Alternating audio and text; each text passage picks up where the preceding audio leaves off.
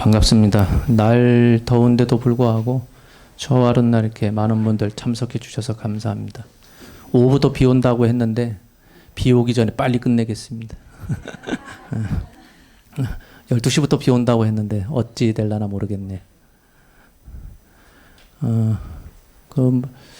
저야 뭐 절에서 뭐 기도만 하고 이렇게 지내는 스님인데 사실은 제가 말주변이 없다 보니까 상담을 이렇게 요청하시는 분들이 있으면 사실 난감합니다. 전화상으로 잠깐 상의할 수 있냐라고 얘기하면 무슨 내용인지 알면은 좀 대비를 할 텐데 전화상으로는 잘 얘기를 안 하죠. 들어보면 또 전화상으로 할 얘기가 아니더라고요.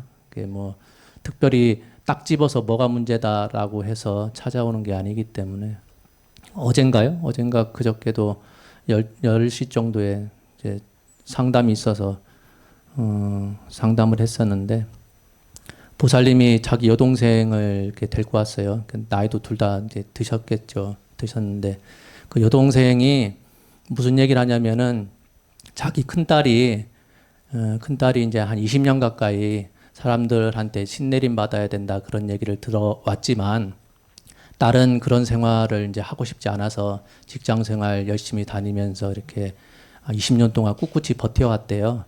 근데 이제 며칠 전에 이제 그 딸이 전화가 왔는데 자기가 모시고 있는 신주죠. 뭐 우리는 이제 영가라고 부르고 뭐 귀신이라고 해도 상관없는데 자기가 보이는 그 할머니가 네가 의지하고 믿고 따르는 엄마를 이제 홍군형 내겠다. 그런 말을 하더래요. 네가 나를 안 받아들이고 자꾸 버팅기니까 네가 믿고 의지하는 엄마를 이제 해코지하겠다. 그런 말을 하니까 그 딸내미가 깜짝 놀래가지고 엄마한테 전화해서 가까운 그 절에라도 가서 상담 좀 한번 해보라고 그렇게 해서 이제 왔더라고요. 그러니 그 동생을 데리고 온 언니도 그 다음에 당사자인 그 엄마도 사실은 종교가 없어요. 없는데 이제 친구가 소개를 해준 곳이 영탑사라서 이제 왔다 하더라고요. 그래서 제가 이런저런 얘기하면서 어떤 이야기를 했냐면은 사람이 왜 그런 신주가 몸에 달라붙을까? 그 많고 많은 사람들 중에서 왜 저 사람한테만 딱 들러붙어가지고 이렇게 몸도 괴롭히고 정신도 괴롭히고 그럴까? 여러분들 왜 그런 것 같습니까? 특별히 그 사람이 특별한 체질이라서 그럴까요? 물론 제가 곰곰이 생각해 보면 그 신이라고 하는 그쪽 사람들은 신이라고 얘기하고 무속에서는 우리가 보기에는 영가라고 얘기하고 그 영가가 큰딸한테 가까이 붙어 있는 이유는 본인 말을 잘 들을 것 같고 본인이 옆에 있어도 불편하지 않고 그러니까 옆에 있지 않겠나. 그러면서 그 신이 그랬잖아요. 네가 믿고 의지하는 그 대상을 괴롭히겠다. 그러니까 네가 마음속에 항상 의지하는 그 주된 사람이 엄마니까 엄마를 괴롭혀서 너를 흔들겠다. 그런 뜻으로 이제 얘기를 했겠죠. 그래서 제가 그랬어요. 종교가 있냐 했더니 종교가 없대요. 그러면 그동안에는 50 넘어서 60 넘을 때까지 60년 동안 농사 짓는 분이더라고요. 그래서 농사 열심히 짓고 살아와서 별 문제 없었으나 지금은 이제 달라졌다. 큰딸이 20년 동안 그렇게 애써서 버텼는데 앞으로도 계속 그렇게 버티면서 살 거냐? 그게 아니잖아요. 그러니 그동안에는 어떻게 살아왔는지 모르겠으나 이제 와서는 이제 삶의 방식을 좀 달리 해야 된다. 그 얘기는 그 딸내미한테도 해당되는 얘기지만 어찌됐든 본인이 그 신한테 딱 체질이 맞으니까 그 신이 부탁했으니 제가 그랬어요. 딸내미한테도 찾아가서 종교가 없다 하니 꼭 절이 아니더라도 가까운 교회가 됐든 성당이 됐든 이제는 종교 생활을 좀 했으면 좋겠다. 본인들은 그래요. 절에 왔을 때 풍경은 참 좋지만 법당 들어가는 게 무섭대요. 그래서 여러분들 왜 법당 들어가는 게 무서울까요? 어떤 사람들은 법당이 장엄해서 근사하다 여기는 사람이 있고 법당에 들어가면 마음이 편안하다. 그렇게 여기는 분들도 많은데 어떤 분은 두렵대요. 무섭대요. 사람의 감각은 내가 그렇게 느끼는 경우도 있지만은 내가 아닌 딴 것이 두려워해서 못 들어게 하는 경우도 있거든요. 그러니까 자기가 느끼는 감정이나 감각을 올바로 내가 느끼는 거라고 여길 필요가 없어요. 그러니 내가 그랬어요. 이제는 삶을 달리해서 종교 생활을 좀 했으면 좋겠는데 처음부터 이렇게 익숙해질 수는 없으니까 그나마 절이 그나마 낫다니까 교회보다는 그러면은 자주는 못 오더라도 한 달에 한두 번이라도 그냥 좀 걱정거리 있고 마음 심란할 때 꼭 영탑사가 아니더라도 서산에 계신다니 서산의 부석사 뭐 좋은 절이잖아요. 거기 가서 그냥 바람 쐬듯이 차 한 잔 먹고 와라. 그게 익숙해지면 어느 때 법당 들어가도 괜찮아지지 않겠느냐. 법당 들어가서 괜찮아지면 어느 때에는 스님이 기도하는 거 옆에 앉아서 연불이라도 듣게 될 거고 또 몇 년 지나다 보면 나도 모르게 절이 아니더라도 본인 집에서 천수경이라도 읽고 하지 않겠느냐. 그래서 제가 그 어머니랑 그 큰딸한테 그렇게 요구를 했어요. 지금까지는 종교 생활을 하지 않았는데 이제는 믿음이라고 하는 것을 의지의 대상을 내 가족이 아니라 내가 평생에 믿고 따를 만한 좋은 말씀, 성현의 말씀 있잖아요. 그런 거를 의지하고 내가 당당하게 살아가면 그 영가라고 하는 그 할머니라고 하는 그 신이라고 하는 분이 아무리 너를 해코지 하려고 해도 네 마음속에 믿음이라는 게 확고하면은 그렇게 그동안에 너를 괴롭히듯이 그렇게 하지는 않을 거다라는 얘기를 했었어요. 모든 종교에서는 항상 강조하는 게 믿음이죠. 근데 그 선방에서 지금도 용맹정진 하시는 분들이 화두라는 것을 들고서 그렇게 참선 공부 열심히 하시는데 내 마음을 다 비우면은 뭐가 남죠? 비우면 끝인가요? 비우면 또 새로운 게 뭐 채워지나요? 나쁜 거니까 다 비워야 하는 건가요? 초조 달마대사 아시죠? 부처님법을 중국으로 이렇게 이어오신 초조 달마대사부터 해서 우리 한국에 이르게까지 그 법맥이 계속 이어지는데 초조 달마 밑에 2조 해가 스님이 있고 3조 승찬 스님이 있어요.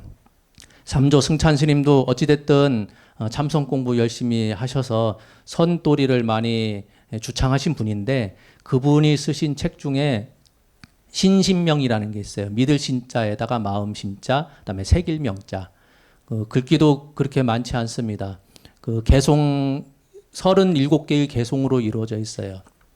믿음이라고 하는 것은 그냥 믿음이 아니라 참된 믿음을 얘기하고 마음심자로 가는 것은 그냥 마음을 얘기하는 것이 아니라 분별과 간택을 벗어버린 분별 간택하지 않는 마음을 얘기해요. 그러니까 신신명이 그 두 개의 뜻을 합친 겁니다. 참된 믿음과 분별과 간택하지 않는 마음을 이야기한 게 신신명이에요. 그래서 그 37개의 개송 가운데 첫 번째가 어떤 내용으로 되어 있냐면은 우리가 추구하려고 하는 도라고 하는 것은 그렇게 어려운 게 아니다.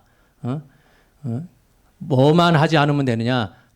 분별심, 유혐 간택, 간택하는 마음을 혐오할 뿐이다. 그 지극한 도라고 하는 것은 어렵지가 않은데 뭐만 안 하면 되느냐? 분별하는 마음, 간택하는 마음만 하지 않으면 된다. 그렇게 해놨어요. 그렇기 때문에 너희 마음 속에 사랑하고 증오하는 마음, 좋은 것은 내 거로 만들고 싶고 나쁜 거는 버리고 싶은 그런 마음을 막아야 된다. 그러면은 도라고 하는 것을 자꾸 바깥에서 찾을 필요 없다. 분명해지기 때문에. 그러니 첫 번째의 개송이 바로 분별하지 않고 간택하지 않는 마음을 간명하게 설명해 놓은 말이죠. 37번째 마지막에 개송에 가면은 뭐라고 얘기하냐면은 신심은 불이하다. 그러니까 우리가 찾고 있는 참된 믿음이라고 하는 것과 분별 간택하지 않는 마음이 둘이 아니라는 얘기예요.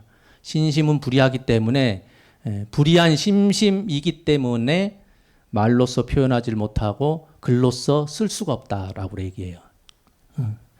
언어가 도단, 언어가 끊어졌다는 얘기예요. 그 얘기는 말로도 표현할 수 없고 글로도 사람들한테 전달할 수가 없다. 그러니 뭘로 전달할 수 있느냐? 그건 모르겠어요. 공부되신 분들이나 알겠지. 그러면서 하는 얘기가 그 신심이라고 하는 것은 과거, 현재, 미래를 다 관통한다 그랬어요. 어느 한 곳에 얽매이지 않고 믿음이라고 하는 것은 어제의 믿음이 다르고 오늘의 믿음이 다르고 내일의 믿음이 다르지 않다는 얘기겠죠. 그래서 그 큰딸 때문에 상담하러 와서 대뜸 부적이라도 하나 써주면 몸에 지니고 다니겠다고 그런 말을 하길래 그랬어요.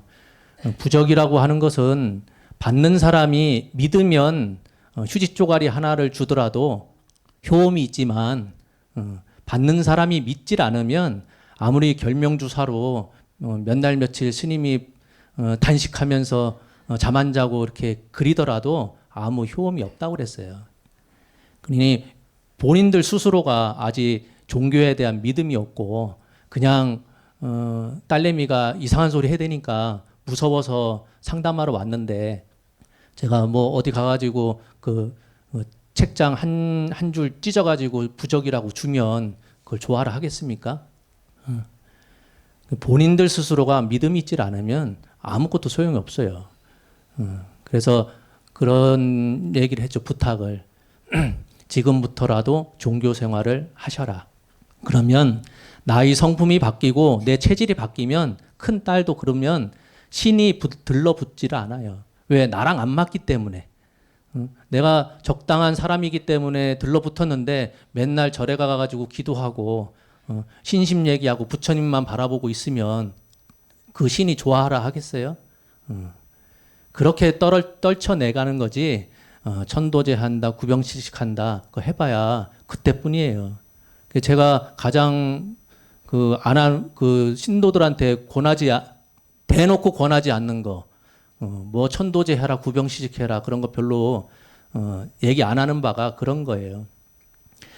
모든 기도는 본인 스스로가 믿음이 있어야 그 기도가 효험이 있는 것이지 아무리 기도비를 많이 내고 떡공양을 많이 올린다 하더라도 본인 스스로 믿음이 없는 상태에서는 의미가 없는 거죠. 기도는 스님들이 열심히 하죠.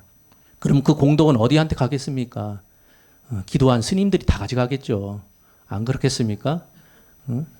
그러니 조금 있으면은 이제 수능 기도 때문에 100일 기도 들어갈 텐데 기도해서 다 합격할 것 같으면 스님들이 벌써 서울대학교 다 갔겠죠. 안 그렇겠어요?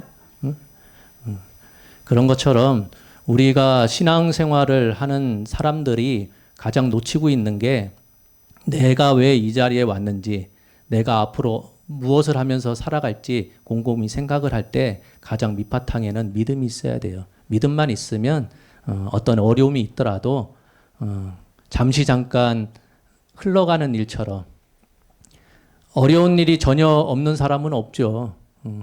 어느 누군가는 한꺼번에 몰쳐오고 어느 누군가는 견딜만 하면 또 오고 또 오고 듬성듬성 오는 사람들이 있고 전혀 태어나서 죽을 때까지 아무 근심 걱정 없이 살아가는 사람은 아무도 없습니다. 그렇기 때문에 우리 안에 믿음만 있으면 어떤 어려움이라도 다 극복해 나가지 않겠나 그런 생각이 듭니다. 감사합니다. 영가시식 봉행하도록 하겠습니다.